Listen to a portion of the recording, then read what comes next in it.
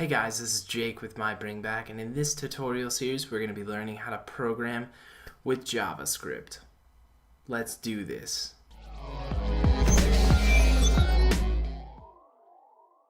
Alright guys, so you guys are probably complete newbies to the JavaScript language, and that's alright. That's exactly where we're going to start off. If you are kind of more experienced with JavaScript, you may want to jump a few tutorials ahead to get into more advanced features, methods, and stuff that we'll be doing later on in JavaScript. Now, for you guys who are new to JavaScript, the one thing that you want to keep in mind is JavaScript is completely interactive within the HTML and the CSS of web pages. Okay, and what that means we'll explain later, but basically what I'm saying is if you don't have any HTML or CSS knowledge, I'll guide you through most of it, but it would be beneficial to know a little bit about HTML before you jump in and start handling some of the JavaScript.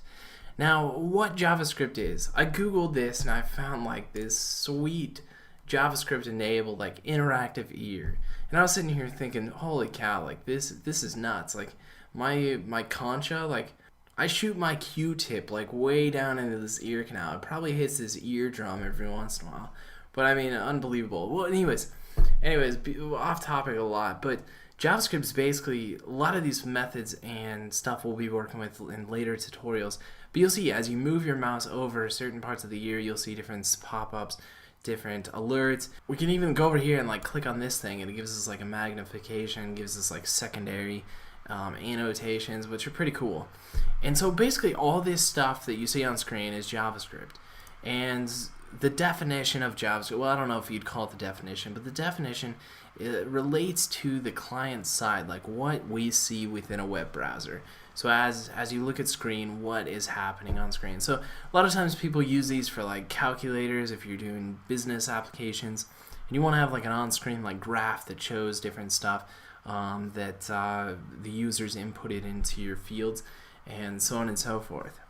And so what's nice about JavaScript as opposed to some of the other scripting languages out there is JavaScript is universally accepted by, I should say, 99% of the web browsers out there and the technologies.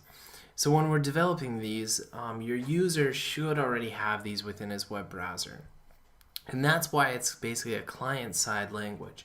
So you'll notice like when you go to your web browser, and if you guys have some of the latest web browsers, you're not going to have these errors, but let's say you have like IE4, Internet Explorer 4, or something like that. Whenever you go to some web page that's like, developed with JavaScript, some of the newest technologies, it's going to be like, hey, JavaScript is not enabled on this site. We can't actually read a lot of the code that it's doing, or it just plain won't work.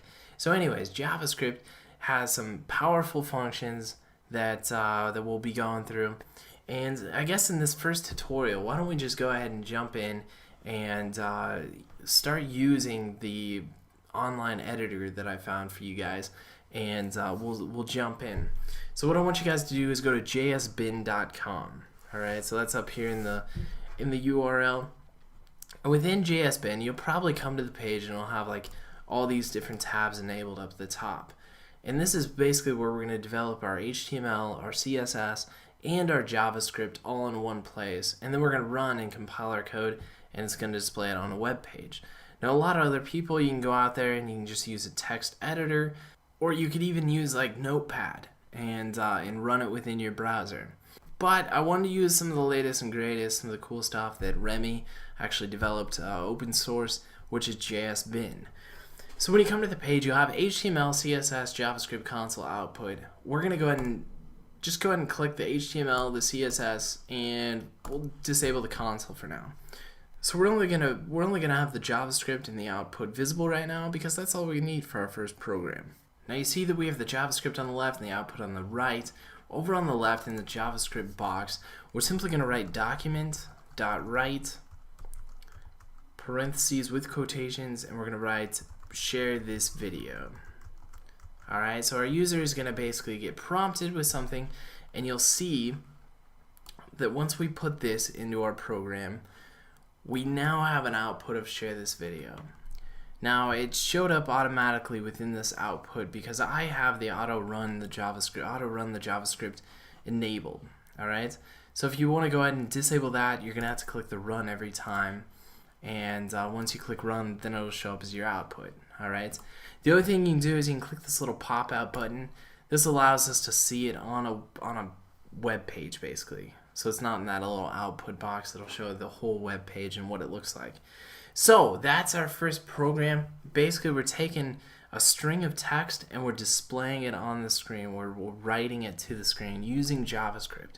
So pretty simple, but we're going to learn piece by piece and how to actually use and develop within JavaScript. And it should be pretty sweet, guys. I hope you guys enjoy it.